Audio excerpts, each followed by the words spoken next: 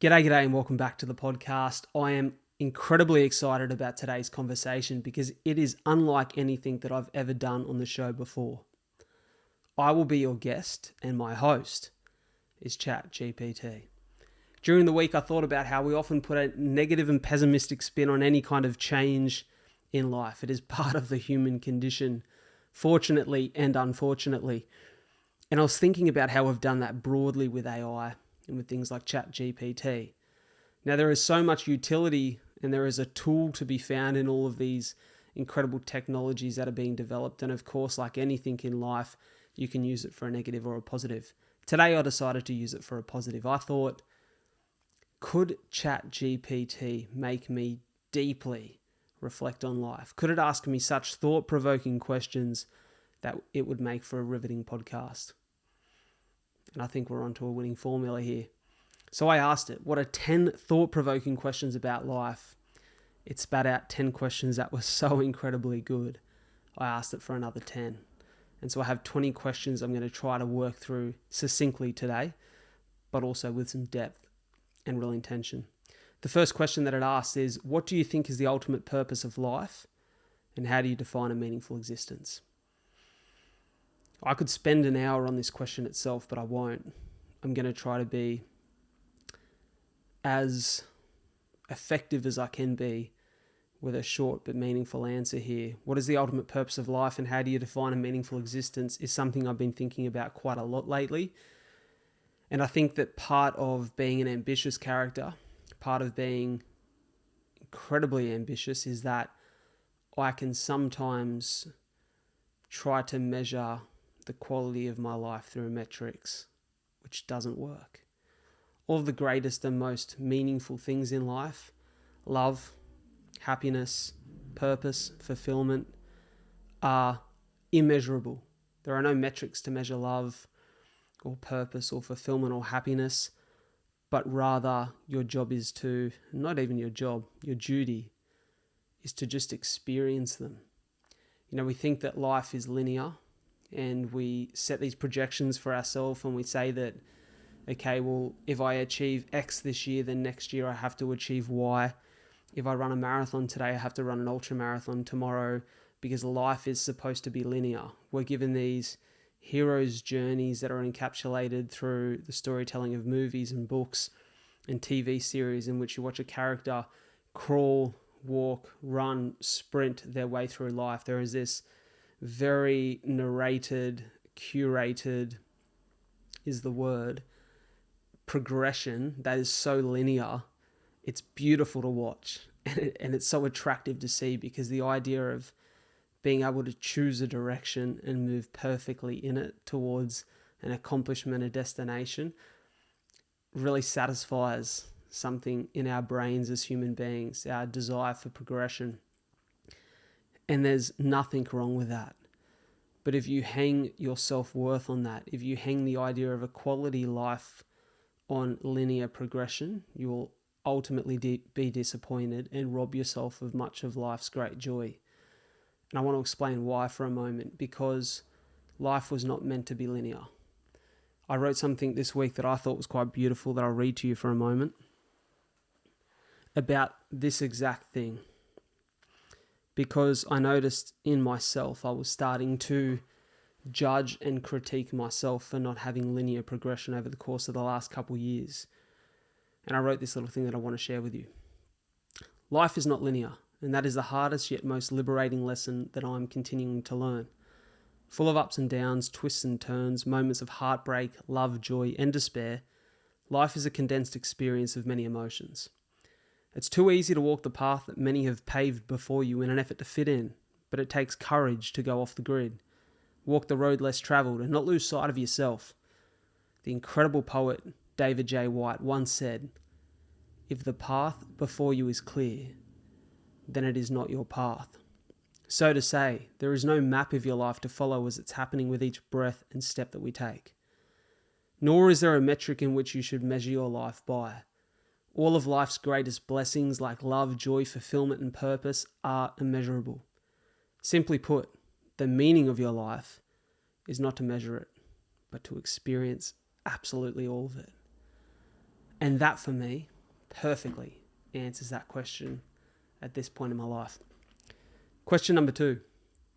If you could instantly acquire the ability to understand one thing about the universe, what would it be and why? I didn't actually read this one back, but that's a deep question. It's going to take a little bit of contemplation there. If you could instantly acquire the ability to understand one thing about the universe, what would it be and why? It's such a deep question. I don't know what our fascination with human beings is with understanding the universe. We, maybe for reasons mentioned in the previous answer, like the idea of being able to attach a metric to things. It makes us feel smart. It makes us feel accomplished. I think life is beautiful as it is, and our efforts to try and understand it ultimately leave us disappointed, confused, and feeling foolish. I don't know that we ever will. I think that the universe is so complex and incredible, and part of what makes it so incredibly miraculous is the fact that we don't understand it. And so maybe instead of acquiring the ability to understand one thing about the universe, rather acquiring the peace to just not need to know. So a little bit of a twist on my answer there. How much control do you think we have over our fate, and how much is determined by circumstances or chance? Love this question. I was talking to Pete Murray about this on the podcast recently, incredible Australian musician. I asked him whether he's a believer in destiny or the idea of free will. And we riffed on this a little bit. I seem to believe, and I think that this is a little caveat here, this is ever changing for me because you have new experiences, you grow up, you learn things, you garner new insight. But I do believe that in life we are given the opportunity of many destinies. And at each fork in the road of our life, we are given the blessing of free will to choose to walk a certain path, whether it be left or right, up or down, forwards or backwards. We are given these choices to choose to take a path.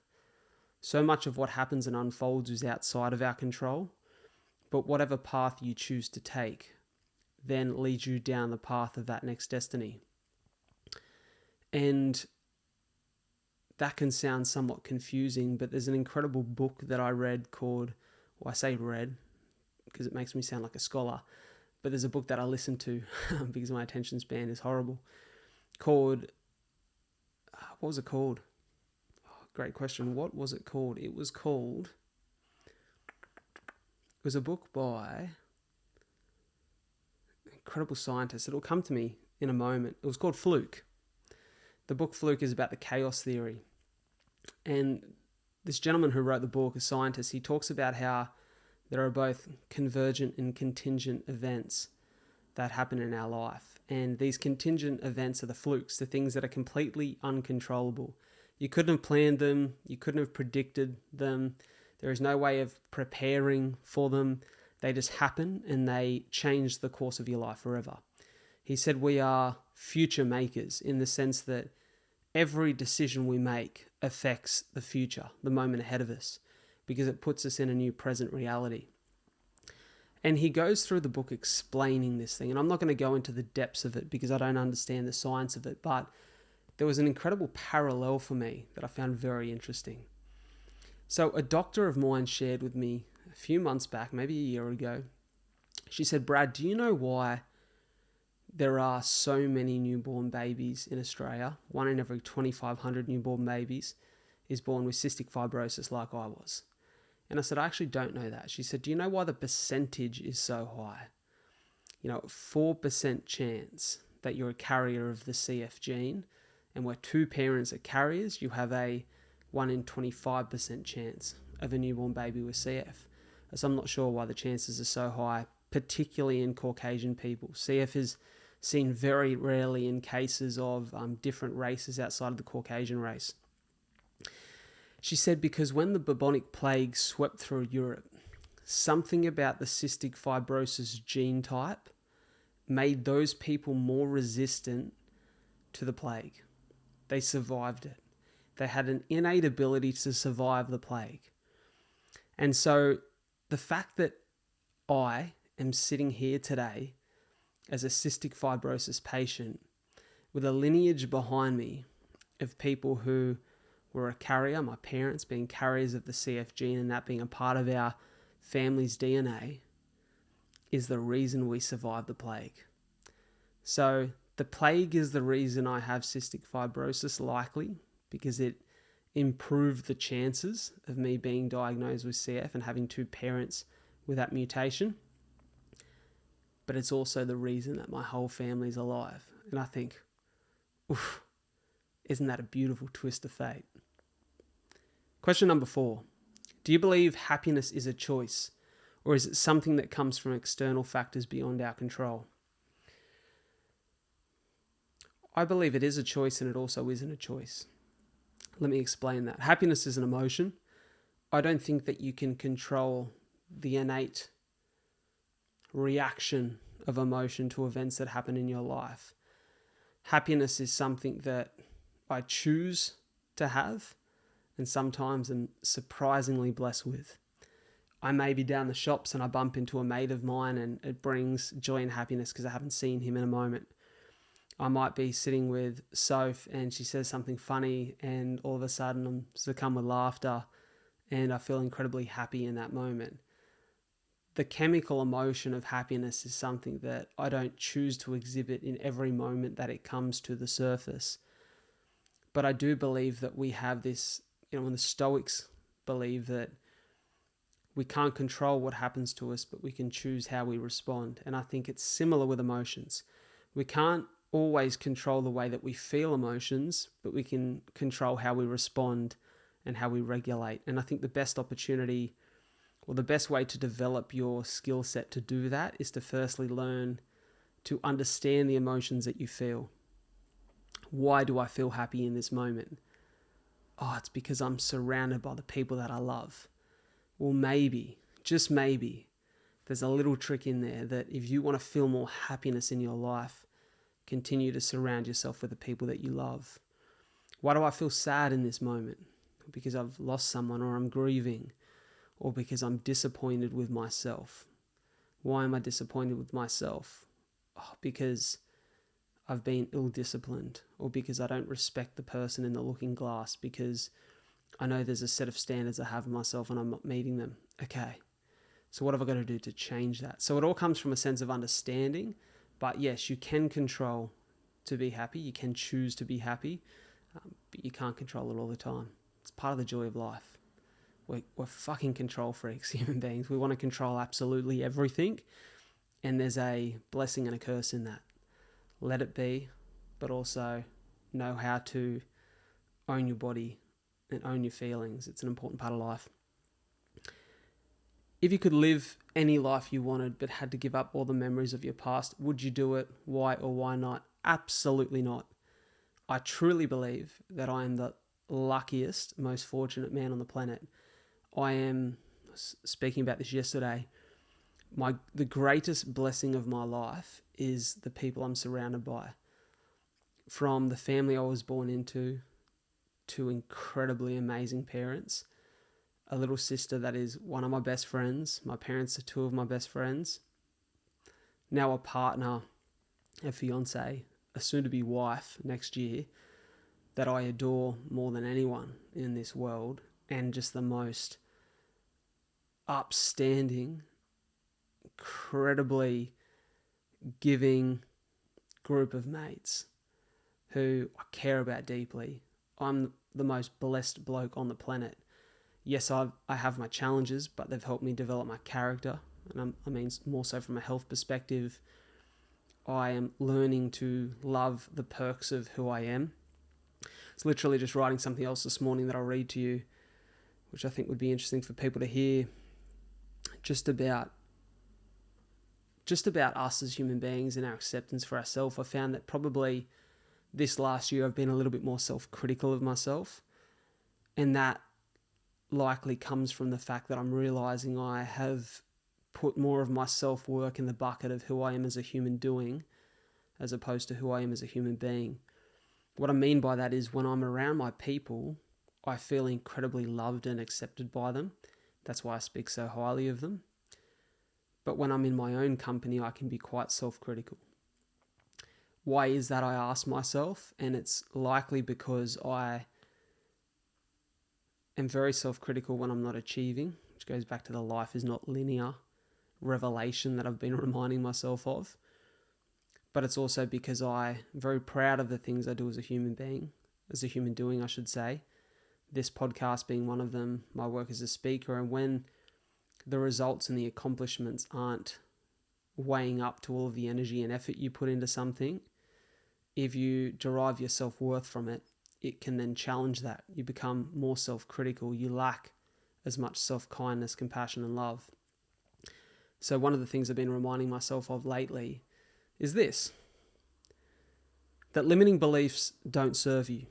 You were born with a pure soul, you are beautifully unique, and there's something inherently perfect about that. Human nature, however, is imperfect. Your behaviors, actions, and thoughts are challenged by a world that is telling you who you should be, what you should own, and how you should look. And in grappling with that, you make mistakes. For every limiting belief you hold, your imperfect nature will find a way to confirm it.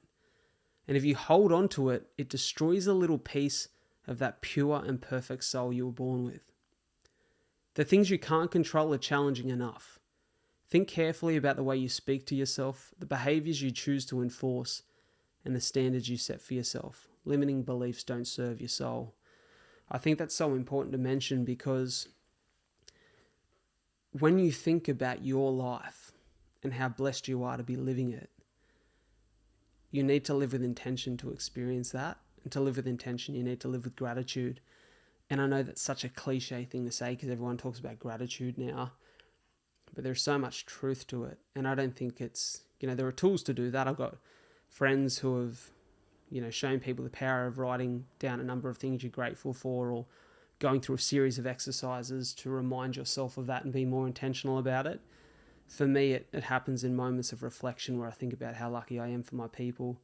It happens in the presence of those people. It happens in the presence of being out on a run and recognizing that, for most people with cystic fibrosis, this would be bloody hard to do. And for me, I'm blessed enough to have done this to the degree that I've run a few marathons and been able to enjoy the utility of a healthy body. And so, no, I don't ever want to experience what it's like to be anyone else because I'm quite happy being myself. What do you think is the most important quality for fostering deep, lasting relationships? This is a great question. I would say that the first quality is having a good idea of who you are.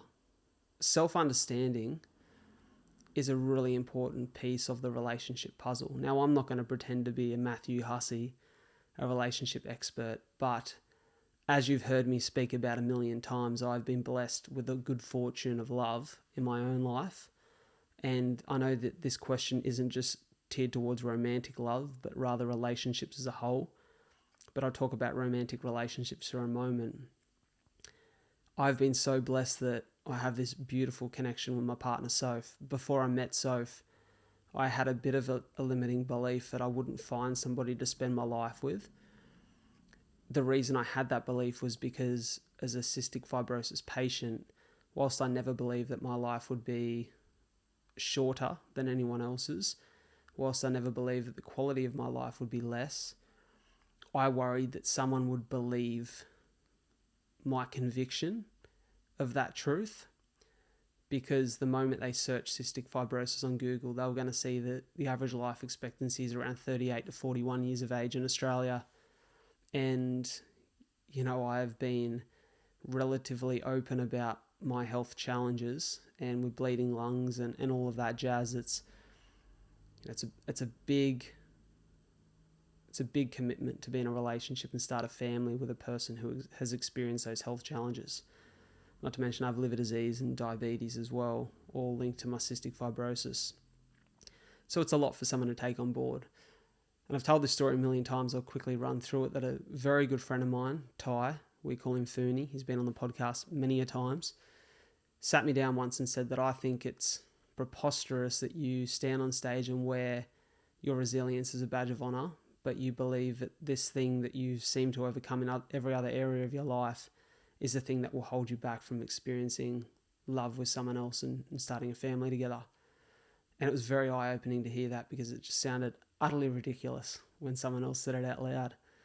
And so a couple months later, I met my partner, Soph, and there are a million things that people tell you about relationships. And it usually goes like this: don't fall in love too quickly, be cool, play it cool, slow things down, really think about it. I threw all that advice out the window. I started talking to someone my first impression was she was beautiful, right? So there was a very surface level attraction. She's I believe, the most gorgeous woman in the world, and I absolutely loved everything about her appearance. And then I started conversing with her, and I loved her personality. I think this is a great piece of advice. The sooner you can get face to face with somebody that you're connecting with, the better, because you start to develop a companionship face to face with real life interactions, and you can't hide behind the time and space to think about your replies, which a lot of us do online because we're trying to come across perfect. So your imperfect nature is revealed and vulnerable immediately. And I just loved everything about the way she held herself. She was classy. She spoke about her family, asked me about mine, asked me deeply interesting questions, was very vulnerable and honest with me, which takes a lot of courage for anyone at the start of a relationship. And we were just very honest with each other about what we wanted from our life. We got to the point very quickly. We both wanted kids. We both wanted a long, healthy relationship. We wanted somebody to enjoy the blessings of life and the great experiences of life that we seemed to connect on. We had very similar interests. We're similar people, but different in ways too. And recent guest on the podcast, Tim Robards, he made an incredible point that in the beginning of relationships, we often exaggerate similarities, which is infatuation. And once a relationship develops and moves along, we often exaggerate differences, which is resentment. He said true love is equally embracing both. And I love that there are complete differences and polarities in Soph to me, and I love them about her. She cracks me up. I still believe she's the funniest person I've ever met in the comfort of our home. She just makes me laugh and smile all the time. She's incredibly supportive. But I think the greatest quality in not only my romantic relationship with her, but within all of my friendships, is a deep honesty, vulnerability, and a care for each other. And something really beautiful about that I often look around and pinch myself. When I'm having a shit day at work, I open up my camera roll and I look at all the funny photos and videos I have of her, and it makes me smile. So just being able to show up and be yourself. And I think the beauty of that is that when you go through those moments of limiting beliefs or insecurities or challenges, when you know that the people around you love and adore you for exactly who you are, because you're honest and you're vulnerable and you're open with them, you feel an incredible sense of security in that. So, we've been together for over 2 years now. We're engaged about 18 months in. I would have done it sooner, but it just worked out the way that it did. We moved in together unintentionally about 2 weeks into our relationship. She come over for dinner one night. She stayed the night, and I just said, hey, we're having such a good time. Why would you leave? And so we literally have lived together ever since, which sounds crazy to some people, but bloody hell, it works for us. Question number 7. In your opinion, what is the role of suffering in life? Does it serve a purpose, or is it simply a consequence of being human? It's a consequence of being human. There's an incredible quote, actually, from Tony Robbins, bit of a motivational guru who he is, where he says, pain is inevitable, suffering is a choice. So I'm going to think about those words for a minute. So I think that Pain is an inevitable consequence of being human. You lose people you love. There's a reason that people say love is pain, because to love someone means that one day you know you will lose them, and hopefully that's at a very late stage of their life. I watched a video of a gentleman talking about losing his wife after she found a melanoma 48 hours later, and far out, as soon as I turned the video off, I went downstairs and hugged Soph. Like, pain is a part of life. It's unfortunate, but it is, and it's also what makes life, moments, love, all of that so beautiful, because if everything was infinite, we wouldn't value it as much. So pain is a consequence of life. Suffering, on the other hand, is a little bit different in my opinion. Does one have to suffer? I don't believe so. I think suffering can be a state of mind. Suffering is a consequence of victimhood. Victimhood is a choice. Now, when I say victimhood is a choice, I don't mean that people who are victims of crimes or malicious behaviour chose to be there, right? There are plenty of things that we cannot control in our life. But if we think about the channel of things that we can control, which is essentially the way that we respond to anything that happens in our life, you can avoid suffering. People often say, "You're a cystic fibrosis sufferer." I say, "No, I'm not. I've never suffered. I've been challenged by it. There have been certain pains and consequences of living a life with cystic fibrosis, but I never choose to believe that I suffer because of it." And people say, "Why? Why not? What would suffering do to help me? Wouldn't make me feel any better about myself. Wouldn't change my circumstances." Easier said than done, yes. Fully acknowledge that. Would you potentially momentarily suffer because of your imperfect nature as a human being? Of course. Of course. But every time I find myself slipping into that potential place of suffering over a certain consequence of living life, I remind myself pretty quickly how lucky I am. Back to that place of gratitude. Back to the place of perspective, which is, yes, I've had some challenges, but bloody hell, I've got it good compared to others. How do you define success? And do you think that society's definition of success is aligned with your own values? How do I define success? This is changing. I think this is ever changing for us as human beings, because as you achieve new things and move through life, different things now hold value. Success is essentially existing in a place where you are aligned with your values. If you value money, then there will be some kind of figure or place or feeling of financial freedom that you'll attach to the idea of success. And I'm not saying that's right or wrong. Money's certainly not as high up my order of values as other things. If you value happiness, love, health, then success will be the ability to move your body, to look after yourself, to be around the people you love. And so I would say, to make sure I answer the question properly, I define success as waking up with air in my lungs, the ability to move my body with people that I love around me, and things that fulfill me and give me a sense of purpose and place. And I have all of that in my life. So ultimately I'm successful. I think it was Harry Styles that said, if you're happy doing what you're doing, then no one can tell you that you're not successful. I like that. If you could communicate one idea or message to the entire world, what would it be and why?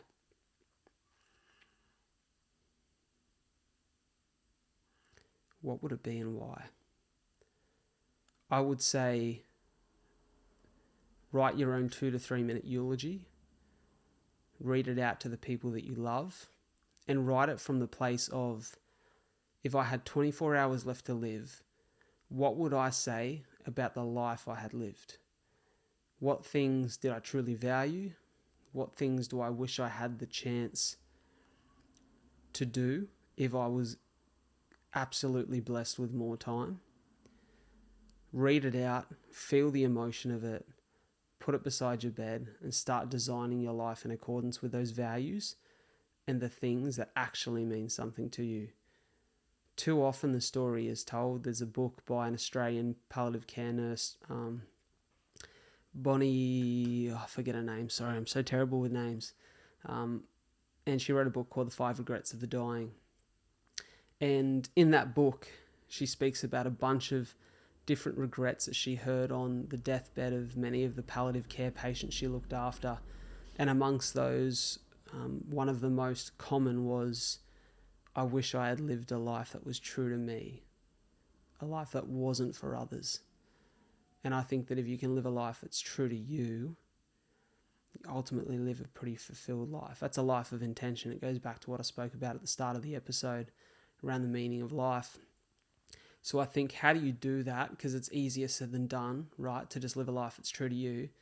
It means that you're going to get things wrong. You're going to go off the beaten path. You're going to go off the grid. You're going to make mistakes. You're going to take wrong turns. You're going to head backwards sometimes when you thought you were heading forward. You're going to experience heartbreak, loss, but then you're going to experience all the highs of life as well. And the key is not to be too harsh on yourself about any of it, but rather to just lead with your heart and your gut. Do things that mean something to you, but try to find and utilize the tools to map out what a meaningful life looks like for you at this point. So if you sat down at the end of every year and wrote your own eulogy for the year ahead, it doesn't have to be long, just a quick 2 to 3 minute read. What would it tell you about yourself? What would it make you change about your life? How would you design your life to live according to those values and the things that actually mean something to you? I think that would be my message to the world. When you look back on your life in 20 years, what do you hope you will have learned about yourself? Maybe probably the biggest thing that I've alluded to a couple of times today is just my ability to walk the line between ambition and appreciation. If you've listened to the pod for long enough, you will know that I ask that question of my guests quite consistently. How do you walk the line between ambition and appreciation? And that line for me just represents balance. I recently listened to Chris Williamson's podcast, which I do quite a lot, big fan. He had a gentleman by the name of Dry Creek Dwayne on. This guy is a rancher from the US who is just an older gentleman who's, over the course of his lifetime, just developed a wisdom and knowledge and has become a bit of a hit online with people. And one of the things he spoke about is how every man needs to find their own balance. We're every human, right? But he speaks more to men in his channel. And I feel this because every part of my being and my soul desires balance. Now, how that looks for me is different to everyone else. But I love the idea of balance because I love to, in moments, be incredibly ambitious and in seasons be ambitious. But I also love the time of year we're coming up to. There is something so beautiful about the days between Christmas and New Year's where you exist in the limbo of not needing nor caring about what day of the week it is, what the date is on the calendar, what your schedule should or shouldn't look like, but you get to fully embrace the Aussie summer, go to the beach, get your hair salty, get your skin out in the sun, hang around with the people that you love dearly, and just be present in your life. There's no rush. There's no need to be anywhere or do anything. There's something so bliss about it. Now, the reason that holds such value to me is because I am usually go on the other days of the week. So there's a balance to it, right? But I think that to answer the question, I will hope I have found a better, more consistent ability to find the balance in my life. To not, as Dwayne said in the episode, to be able to sit by the fire, he says with a cigar. I likely won't be doing that. Cystic fibrosis. Wouldn't love that. But to sit by the fire with a cup of peppermint and licorice tea, with or without people around me, because I think you need your moments of solitude too, and to think, I didn't accomplish anything today, but I also didn't fuck anything up. And that's a good day. That's a pretty bloody good day in anyone's books. To not need to accomplish all the time, to not need to be growing on social media or growing in view count or making more money or running more kilometers or impressing any more people. To just be comfortable in just being myself. That's something I hope I learn more about. And I think kids give you a great perspective on that too, which is an exciting chapter of my life that I hope we get to experience over the course of the next few years. Question number 11. Do you believe we are defined more by our choices or by our circumstances, and why? Choices. As I said before, the Stoic mentality of it's not what happens to you, but it's how you respond is ultimately the greatest deciding factor of who you become and the kind of life you live. There's so much outside of your realm of control, the contingent events of life, the flukes of life. How you respond makes all the difference. What does freedom mean to you, and how do you feel it should be balanced with the responsibility? Great question. That is a great question. I'm a 28-year-old guy who feels a number of responsibilities. One is to protect and provide for the people I love, particularly my partner, because we're in a relationship and building a life together.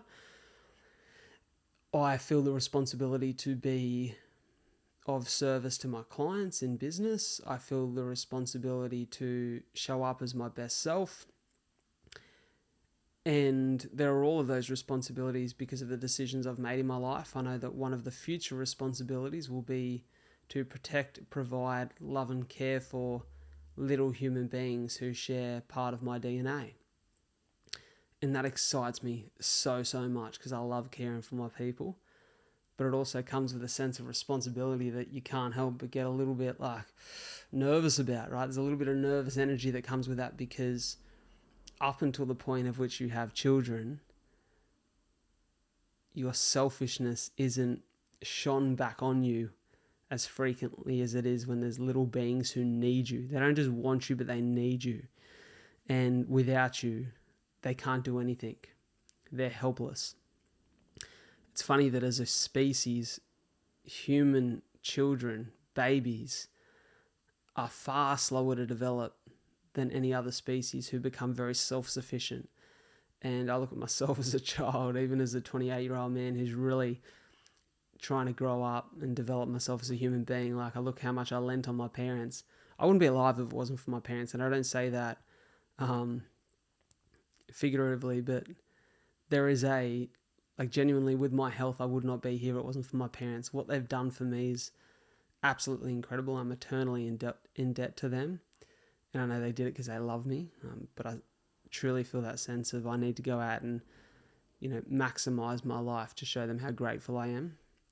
Because, there is such a sense of responsibility when you become a parent. So what does freedom mean to me then? And how do I balance that with that responsibility? Well, for me, freedom is, I don't think it's doing whatever you want all the time, because that to me, then freedom loses its meaning. That's just ill discipline. That's just chaos. So freedom is being able to make choices for myself. And I think choice and freedom are kind of the similar thing, right? If you can choose to respond to something positively, then you remind yourself of the sense of freedom you have. If you can choose to get up in the morning and go outside and look at the sun and go for a run and jump in the water and have a coffee, there's incredible freedom in that. For me, it's just finding the balance of, I would love to be in a position where I can do more of this, where I can give more of my time and energy to the things that I love, like the podcast and my speaking work and my people and my relationships. And I think there's such a fine balance. You can't have too much of it. You need to weigh it up with the responsibility. I think Jordan Peterson talks about walking the line between chaos and order, and there is certainly a line there. We have to dip your toes in a bit of freedom to appreciate how important responsibility is. That's a hard question. I think it's ever changing, and right now I feel a lot of freedoms. I also feel a lot of responsibility, but I know that would change once the kids come into my world, so I'd like to see how I feel about it then.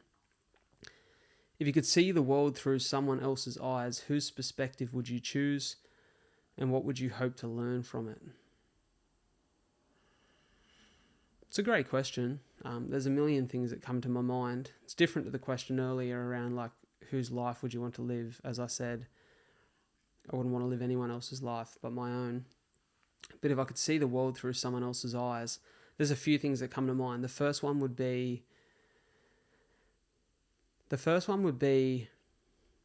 through my own childhood eyes again. I'd love to be able to experience that where I am right now, to be reminded of those perspectives. I think there's such a purity in childhood where you show up in the world in the most authentic way, and you have this energy and zest for life that is so contagious and infectious, because you've not been corrupted by what you think you have to be or who you should be or what you should have yet. And there's a beautiful freedom in that. But I think maybe I'd like to see the world from the eyes of somebody who, there's so many different ones. Like I often think about someone who just lives a very simple life. My Soph's parents are farmers and they work in the farming industries. But I often think about, I spent a day on the tractor out there earlier this year in winter, and there's something very peaceful about it. There was a job to do, complications come up, of course, but there's something very peaceful about looking out at thousands of acres, the sun rising in the sky, a task to do that is physically demanding, but there was a sense of peace in it. Maybe so. I guess what I'm getting at is just maybe someone who has a little bit more simplicity than I do, to see how it makes me feel about existence and experience. I likely think that I complicate a lot of my life through wearing these rose-coloured glasses, or, no, that's not the right term, through demanding a certain level of success out of myself, right? And the success that maybe I don't even define as my own success, but rather the success of other people and an expectation for myself. And it's like, I have to be a big podcaster, or I have to be a big speaker to feel good about who I am. I guess that's what I'm getting at, is essentially just being able to experience or see through someone else's eyes a more simple, yet I can imagine incredibly gratifying existence. Just a thought. Do you think you have a moral duty to leave the world better than we found it? And if so, how should we go about that? Yeah, it's a big question. I don't think that everyone can particularly change the world, but you can change your corner of it. You can have an impact through the people that you interact with day to day. I don't think that you need to think about affecting the whole world, but if you want to, go for your life. I'm a big believer that purpose fuels progress. And for me, I see my purpose as uplifting and inspiring hope in others through story. At least that's my professional purpose. And I think that obviously the bigger the audience I have, the more impact I can have.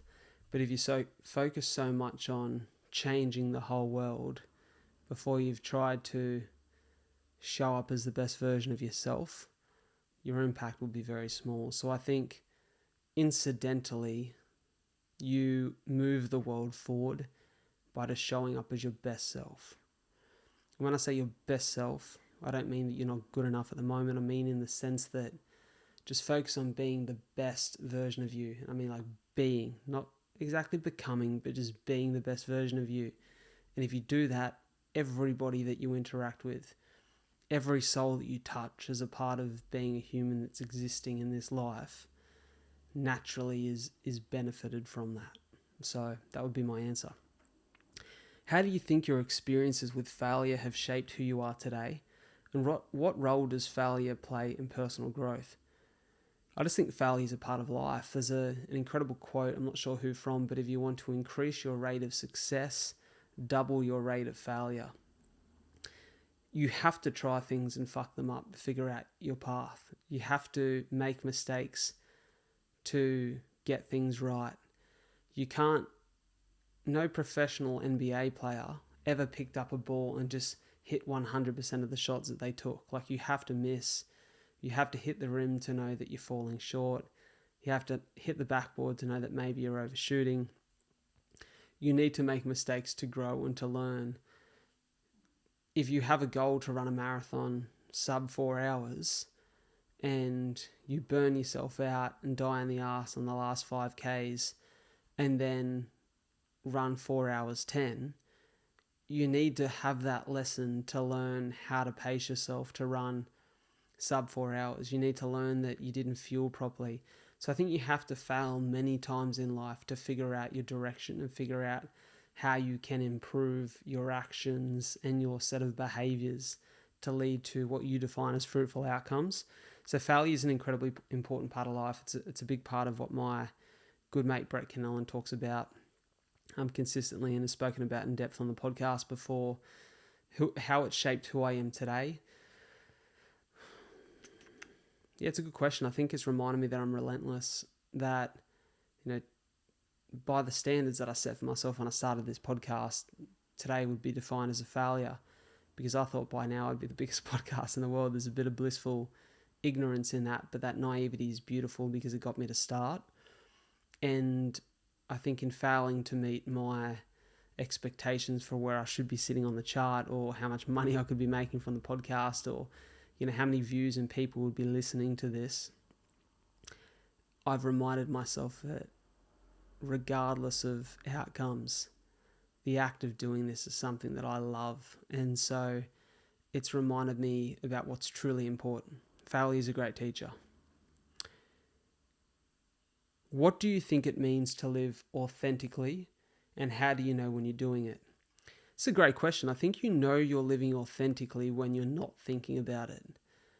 Because the more thinking you do, you're being, and this is a double-edged sword, you have to know, it's important to know kind of who you are and to know about yourself and to learn about yourself and to reflect and think about life. But if you're showing up in a social setting, thinking about how you exist in that setting, you're probably not being yourself. So I think that the most authentic people, I don't know where that come from. The most authentic people are just in a space being themselves. They're not thinking about it. They're not filtering what they say. They're not, and you want to be respectful.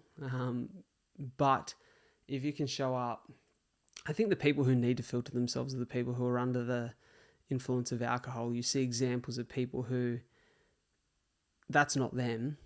They're under the influence of something that brings out maybe the deepest, truest parts of their character, but in sometimes sloppy and unrespectful ways.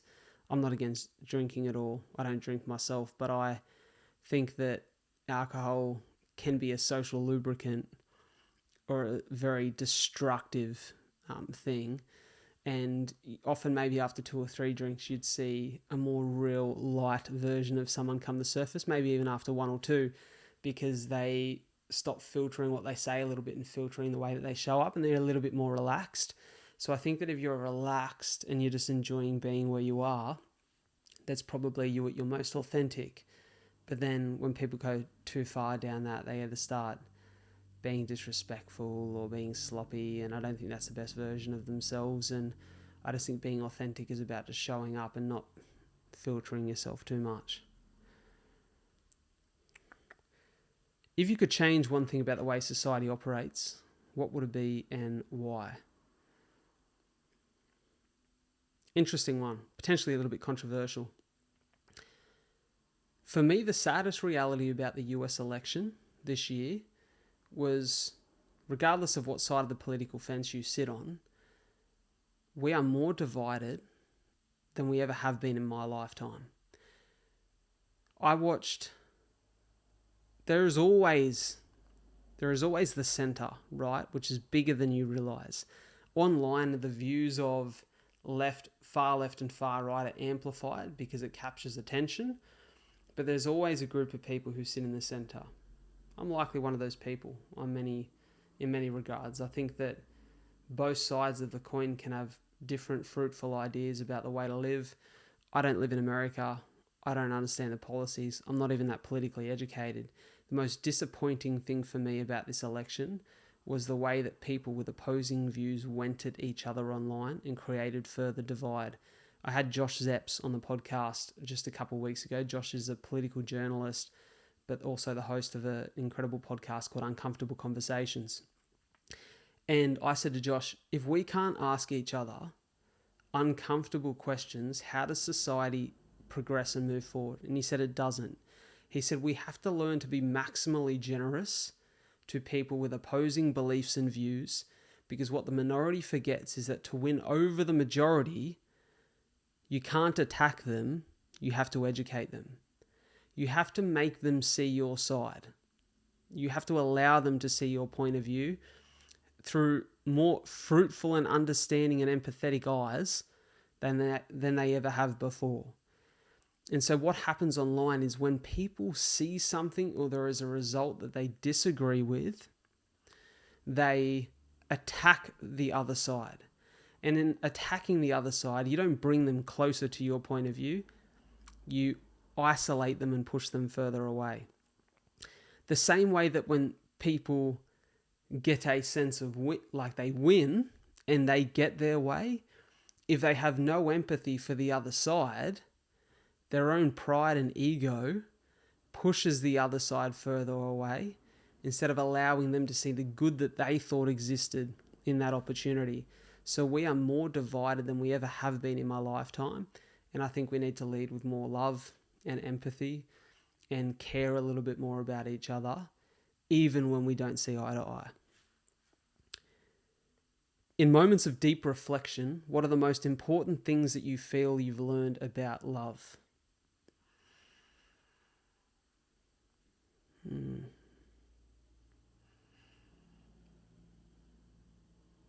That love is so much bigger than what we see in the movies. It's so much bolder than so much stronger than what you're told it is. I think love it can be conditional, it can be unconditional. For me, love is beautiful. It is one of the most important feelings, one of the most incredible feelings you'll ever have in life. And it is literally the answer to everything. It is literally the answer to everything, because if we all existed with a little bit more love, further to my last point, we'd be more empathetic. If we all loved what we did a little bit more, we'd show up more intentionally. If we all had a little bit more love for ourselves, we'd move through the world with more love for other people. Love is incredibly beautiful, and it's far bigger or bolder than just relationships. It's everything. How do you distinguish between what you want and what you truly need? And why is it so difficult for so many people to do the same? I think the way that you distinguish between it is you have to have perspective to do that, right? And how do you have perspective? Well, you have to see life through other people's lenses. You have to have new experiences. I think travel is a very privileged way to do that, because not everyone has the opportunity to travel all the time, but to experience other people's lives. Podcast is a great example of that. I always say the podcast has made an empathetic man out of me, because in sitting down face to face with someone else and asking them deep, complex questions about their life and having very honest and vulnerable conversations, you get to see the world through their eyes. And let's say, for example, as someone, and there's truth in this, as someone who used to have less empathy for people who were addicted to drugs, because I was born with a condition that forced me to take 30 to 50 tablets a day, right? I've taken 30 to 50 tablets a day every day since I could swallow a pill. And I could never understand how someone would willingly partake in drugs that could destroy their life. Like, for me, I would think, how the fuck can someone be an ice or a heroin addict? Makes absolutely no sense. How could someone get addicted to cocaine? Makes absolutely no sense to me. People know that these things are destructive. And then I would sit down with people on the podcast who had been through some of these addictions and experiences in their life, and I would hear about the circumstances that led them down that path. And it didn't make me feel like they'd made the right decision, but it allowed me to have empathy for how they ended up where they were. And it made me incredibly inspired to hear about how they were changing their life through the difficulties and challenges. And so I think that distinguishing between what you want and truly need is to have perspective and be afforded the perspective of other people's experiences. Because when you go and see a third world country, you realize how privileged you are to live in a first world country. When you sit down with someone who has had a different experience, a more challenging one to you, you experience a sense of gratitude for your own set of circumstances. I remember being a kid in hospital when I was younger, and my parents, something that I'm very proud of is my parents always say to me, you never complained about your cystic fibrosis. You never complained when you had to be in hospital, how many times I had to jab you with needles. You never whinged, like you never moaned. You very much owned your circumstances and moved in a way that we're very proud of. And that means a lot to me. I remember this young kid that I met in hospital. His name was Christian, and he was the same age as me. We were both 9 at the time. We were staying in the same room. And I become incredible mates with this guy in 2 weeks. We had so much fun just running amok in the hospital. And he was in there with leukemia. I had cystic fibrosis. Have cystic fibrosis. And over the 2 weeks that I was there with Christian, we created an incredible bond. He never had his family there. They never came to visit him. My parents slept beside my bed every night.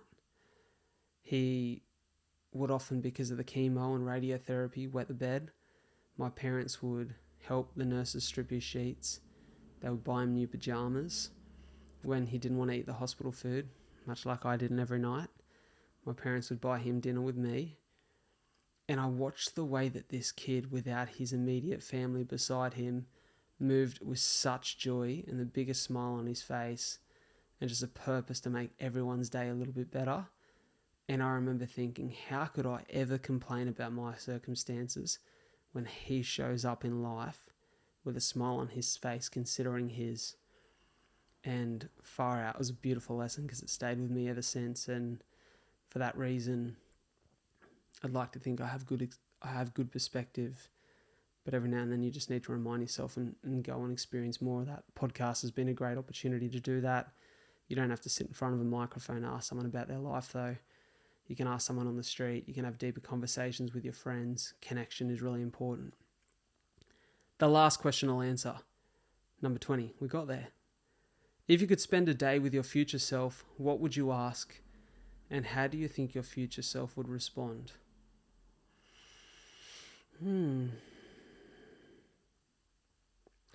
There's a movie that I love. It's called About Time. It's become a little bit more popular over the course of the last 2 years. This movie does an incredible job of giving you the life perspective I think I would ask my future self for.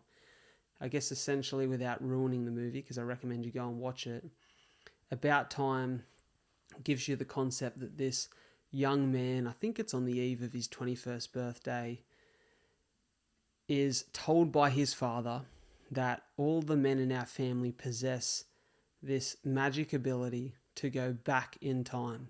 You lock yourself in a dark closet, you think about the moment you want to go back to, and you then are there, and you get to go about living it a different way. He gives him no further advice.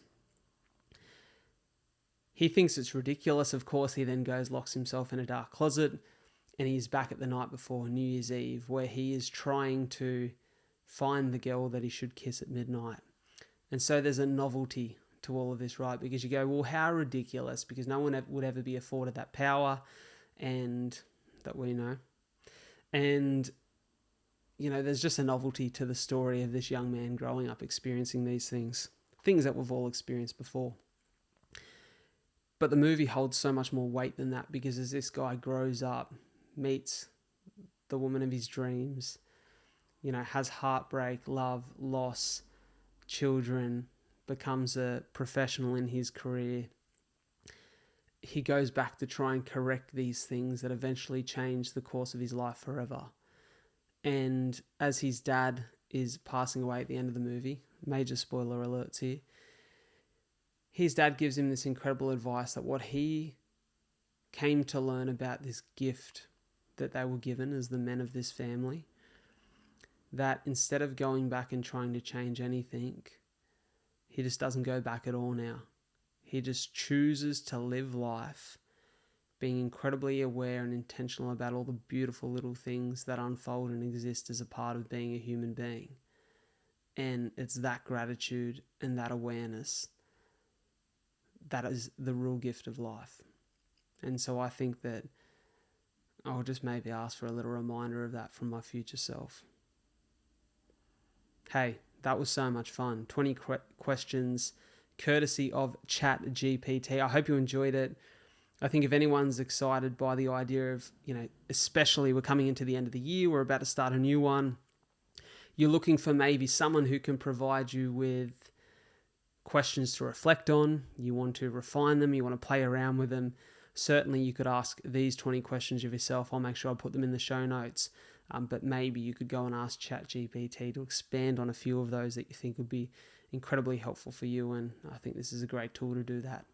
Hope you enjoyed it. Share it with your mates. Share it on your story. Please remember, I never ask this of anyone, but remember that in order for this show to grow so that I can continue to get the best guests across Australia and across the world to turn this into something that becomes more incredibly valuable and insightful than any other podcast you listen to, for your own good and for my good too, I need you to subscribe. I need you to share it with your mates. I need you to give the show a 5-star rating, comment on it, give it reviews, because it is you incredible people, the audience who tune in, who listen, who watch, that allow this show to grow and continue to develop incredible conversations and insights for all of you to catch a hold of and apply to your own life. So thank you so much. Take care.